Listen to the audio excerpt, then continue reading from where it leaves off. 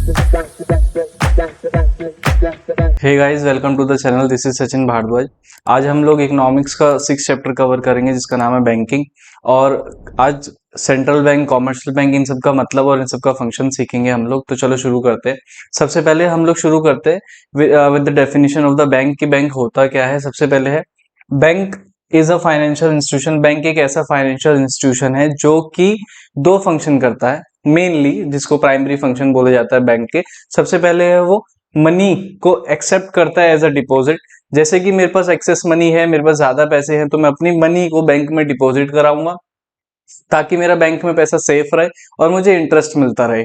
और दूसरा है बैंक उसी मनी को, जो मेरी डिपॉजिट कराई हुई मनी है या मेरे जैसे और लोगों ने जो मनी को डिपॉजिट कराया है, उसको एज अ लोन, जिसको लोन की नीड है उसको प्रोवाइड करेगा। तो क्या बैंक का सिर्फ फंक्शन क्या है, प्राइमरी फंक्शन क्या है कि सबसे पहले मनी को एक्सेप्ट करना एज अ डिपॉजिट, और उसी मनी को जो नीडी पीपल है, जो आएंगे लोन लेने के लिए, जिनको बहुत पैसे की जरूरत है, उनको प्रोवाइड करवाना with the higher rate of interest. और बीच में जो डिफरेंस बचता है, मतलब बैंक ने अगर यहाँ पर सपोज करिए 12% इंटरेस्ट चार्ज किया मनी लेंड करने में एज अ लोन, और यहाँ पर मुझे अगर बैंक 6% का इंटरेस्ट दे रहा है मेरी मनी को रखने के लिए, तो जो बीच का डिफरेंस बचेगा 6%, वो ही बैंक की मेन सोर्स ऑफ इनकम होगी। ठीक है, अब ये समझ आ गया हमें बैंक का फंक्शन। तो कितने प्रकार के बैंक होते हैं? सबसे पहले अगर हम देखें तो पब्लिक और प्राइवेट दो तरीके के बैंक होते हैं, और इसमें फर्दर क्लासिफिकेशन ये रही। सबसे पहले है सेंट्रल बैंक। सेंट्रल बैंक एक एपेक्स बॉडी है। जितने भी रूल्स एंड रेगुलेशन बनते हैं बैंकिंग के रिगार्डिंग कि कहां से पैसा कैसे लेना है, कितना इंटरेस्ट चार्ज करना है, वो सब चीजें, सारी इंस्ट्रक्शन कौन प्रोवाइड करवाता है? Central bank. फिर उसके बाद आता है कॉमर्शियल बैंक। कॉमर्शियल बैंक जो मेनली अगर मैं देखूं तो ये प्रॉफिट के लिए बनाए जाते हैं। ये प्राइवेशियल bank for the sake of the profit के लिए बनाए जाते हैं, प्रॉफिट अर्न करने के लिए बनाए जाते हैं। ये पब्लिक प्राइवेट दोनों हो सकते हैं। उसके बाद आते हैं कोऑपरेटिव बैंक्स, फिर आते हैं रीजनल रूरल बैंक्स। अब हमारे सिलेबस का पार्ट कॉमर्शियल बैंक है, तो हम कॉमर्शियल बैंक को थोड़ा और डिटेल में देखेंगे। तो चलो शुरू करते हैं। तो चलो अब हम कमर्शियल बैंक की एक डेफिनेशन को देखते हैं।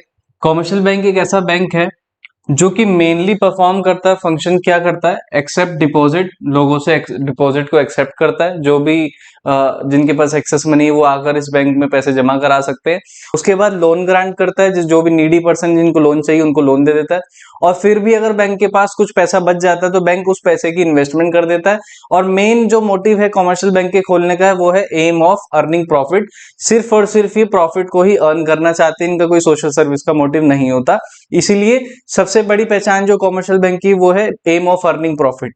Cooperative bank, regional rural banks, जितने भी पब्लिक सेक्टर के बैंक्स होते हैं उनका एम सोशल सर्विस का होता है, वो प्रॉफिट के लिए ज्यादातर काम नहीं करते हैं। उसके बाद अगर हम देखें फंक्शंस ऑफ कॉमर्शियल बैंक, तो दो तरह के फंक्शंस होते हैं, प्राइमरी और सेकेंडरी फंक्शंस। आओ अब इसको भी डिटेल में सीख लेते हैं हम लोग। चलो अब हम लोग प्राइमरी और सेकेंडरी फंक्शन को थोड़ा डिटेल में सीखते हैं। तो सबसे पहला है प्राइमरी फंक्शन। प्राइमरी फंक्शन में सबसे पहला फंक्शन होता है बैंक का डिपॉजिट को एक्सेप्ट करना। अब बैंक हमारी डिपॉजिट्स को किस किस वे में एक्सेप्ट करती है और बैंक में हम कितने प्रकार के अकाउंट्स को खोल सकते हैं। सबसे पहला है सेविंग डिपॉजिट अकाउंट। इस अकाउंट के अंदर हम जब मर्जी, मतलब यहाँ कोई लिमिट नहीं होती, आप जब मर्जी पैसा जमा कर सकते हैं और जब मर्जी पैसा निकाल सकते हैं। There is no restriction.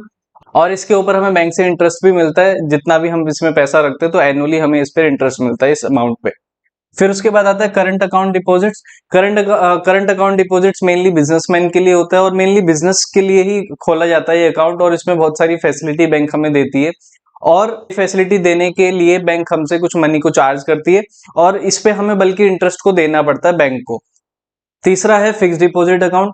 Fix deposit FD के नाम से आप लोग ज्यादा जानते होंगे इसको। एफडी अकाउंट वो होता है जिसमें कि हमारे पास रिस्ट्रिक्शन होती है पैसे निकालने की। इसमें एक फिक्स टाइम के लिए हमें पैसे को डिपॉजिट कराना पड़ता है, इसमें कि बैंक हमें हायर इंटरेस्ट देती है। ठीक है, उसके बाद आता है हमारा एडवांसिंग ऑफ लोन। अब लोन हमें किस किस प्रकार देती है बैंक? तो सबसे पहला आता है कैश क्रेडिट। कैश क्रेडिट हमें जो दिया जाता है वो करंट एसेट के बेसिस पे दिया जाता है, मतलब हमें अपनी करंट एसेट को बैंक में जमा कराना पड़ता है, और जितनी वैल्यू की करंट एसेट्स होती है उसकी कुछ वैल्यू हमें, जैसे 90% 80%, तो उसका एज अ लोन हमें मिल जाता है। तो वो करंट एसेट्स कौन सी होती है?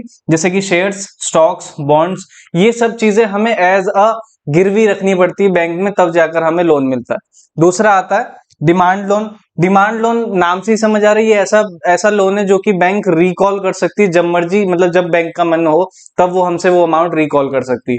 फिर आता है तीसरा short term loan. Short term loan basically collateral securities के बेस पे लिया जाता है, मतलब गिरवी रख के, जैसे कि अगर मेरे को कुछ लोन लेना है, गोल्ड लोन लेना है, तो मुझे गोल्ड को जमा कराना पड़ेगा ना।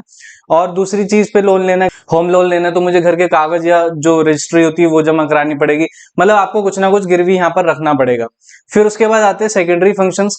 सेकेंडरी फंक्शंस में सबसे पहला फंक्शन है ओवरड्राफ्ट फैसिलिटी। क्लास 11th में आप लोगों ने एक कॉन्सेप्ट सीखा होगा, बैंक ओवरड्राफ्ट। इसका मतलब ये होता था कि अगर हमारे अकाउंट में 1000 रुपीज है और अगर मैंने किसी को चेक काट के दे दिया 1500 का, तो बैंक उस चेक को बाउंस नहीं करेगी, वो 500 बैंक मेरे बिहाफ पर पे कर देगी और मेरा बैलेंस नेगेटिव में शो कर देगी। अब वो जो नेगेटिव बैलेंस है, मुझे उस पर बैंक को इंटरेस्ट देना पड़ेगा। ठीक है, तो ओवरड्राफ्ट फैसिलिटी देती है बैंक हमें। फिर उसके बाद आता है discounting bill of exchange. Class 11th में एक चैप्टर और हुआ करता था, बिल ऑफ एक्सचेंज, जिसमें कि हमने बिल रिसीवेबल और बिल पेएबल को पढ़ा था। अगर मुझे बीआर मिला है 3 महीने का और मेरे पास टाइम नहीं है 3 महीने तक वेट करने के लिए, तो मैं बैंक में जाकर के वो बिल ऑफ एक्सचेंज को डिस्काउंट करा सकता हूँ। तो ये फैसिलिटी भी बैंक हमें प्रोवाइड कराती है। फिर तीसरा आता है एजेंसी फंक्शन। एजेंसी फंक्शन में बैंक ट्रांसफर ऑफ फंड करती है, फंड का लेना देना। जैसे कि आपने देखा होगा, जो फॉरेनर्स रहते हैं उनकी रेमिटेंस आती है, तो वो बैंक के द्वारा ही आती है। या जो भी हम लोग भी ट्रांजेक्शन करते हैं, वो ट्रांसफर ऑफ फंड्स ही तो करते हैं। फिर उसके बाद आता है कलेक्शन एंड पेमेंट। अच्छा, आप लोगों में से कई ऐसे व्यक्ति होंगे जिनके पेरेंट्स ने कोई कार वगैरह एज अ लोन ले रखी होगी, तो उसकी ईएमआई जाती है, इंश्योरेंस की ईएमआई जाती है, या किसी का आपने सिक्योरिटीज या शेयर्स ले रखे तो उसका डिविडेंड आता होगा। तो कलेक्शन एंड पेमेंट्स ये बैंक की फैसिलिटी होती है, बैंक ही करती है। फिर उसके बाद आते हैं sale and purchase of foreign exchange and security. आप में से कई लोग अगर ट्रेडिंग करते होंगे, डीमैट अकाउंट अगर होगा, तो आपने देखा होगा कि बैंक को लिंक करना मैंडेटरी है। अगर आप कोई पेमेंट कर रहे हैं, अगर आप कोई शेयर या सिक्योरिटी खरीद रहे हैं, तो वो बैंक से ही डील की जाएगी। फिर उसके बाद आता है इनकम टैक्स कंसल्टेंसी। बैंक कभी कभी अपने कस्टमर्स को इनकम टैक्स कंसल्ट बैंक कभी कभी अपने कस्टमर को ये फैसिलिटी भी देती है कि वो आकर के कंसल्ट कर सकते हैं कि कैसे इनकम टैक्स को भरना है या कैसे आईटीआर फाइल करनी है। मतलब इनकम टैक्स के रिगार्डिंग अगर आपको कोई डाउट्स है, तो आप अपने बैंक में भी जाकर क्लियर कर सकते हैं। फिर उसके बाद आते हैं जनरल यूटिलिटी फंक्शन। इसके अंदर पहला है लॉकर फैसिलिटी। आपने देखा होगा कई बैंक में एक स्ट्रॉन्ग रूम होता है जिसमें लॉकर्स बने होते हैं। वहां पर आप अपनी जो कीमती चीजें वो जमा कर सकते हैं वहां पर। बस बैंक आपसे थोड़ा बहुत चार्ज करेगी उस चीज के लिए। फिर उसके बाद आता है ट्रेवलर्स चेक। ट्रेवलर्स चेक नाम से ही समझ आ रहा है, अगर मैं कहीं घूमने जा रहा हूँ और मुझे रिस्क है कि मेरा कैश खो जाएगा या मेरे से कुछ, मतलब जो मनी है मेरी खो जाएगी, तो बैंक हमें एक ट्रेवलर्स चेक भी इशू करके देती है कि हम कहीं जाकर के उसको मनी में कन्वर्ट कर सकते हैं। फिर आता है तीसरा letter of credit. Letter of credit customers को दिया जाता है उनकी क्रेडिट वर्दीनेस को दिखाने के लिए कि हाँ, ये कस्टमर विश्वास के लायक है, इसको पैसे दिए जा सकते हैं। और फिर आता है collection of stats. Collection of stats का मतलब है बैंक स्टैटिस्टिक्स की भी कलेक्शन करती है, मतलब कितना इंटरेस्ट इस साल में कितना रहा, कितने लोगों ने लोन लिया, कितने लोगों ने डिपॉजिट किया।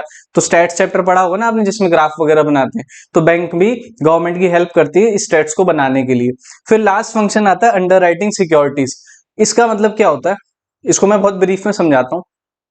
अगर किसी कंपनी XYZ ने अपनी सिक्योरिटीज को इशू किया, मार्केट में शेयर्स को इशू किया, सपोज करो 1000 शेयर्स को उन्होंने इशू कर दिया। अब उनके जो है 500 शेयर्स ही बिके मार्केट में और 500 रह गए, तो वो जो कंपनी है वो किसी बैंक को अप्रोच कर सकती है कि जो रेस्ट ऑफ द शेयर्स जो अनसोल्ड रहे हैं, उनको वो जाकर के बैंक खरीद ले। करने से क्या होगा, जो कंपनी है उसकी रेपुटेशन बनी रहेगी, और बैंक उसको अगर खरीदेगा तो अल्टीमेटली बैंक कुछ ना कुछ चार्ज करेगा कंपनी से। तो कंपनी और बैंक की सेटिंग है बीच की कि जितने भी शेयर्स अनसोल्ड रह जाते हैं वो बैंक खरीद लेता है, उसी को हम अंडर राइटिंग ऑफ शेयर्स कहते हैं। आज हम लोगों ने कमर्शियल बैंक के फंक्शंस को देख लिया। नेक्स्ट वीडियो में हम लोग मनी क्रिएशन और सेंट्रल बैंक के फंक्शंस को देखेंगे, और हो सकता है नेक्स्ट वीडियो में ये चैप्टर भी हम लोग कवर कर ले। तो चलो मिलते हैं नेक्स्ट वीडियो में। Bye bye, take care, see you soon.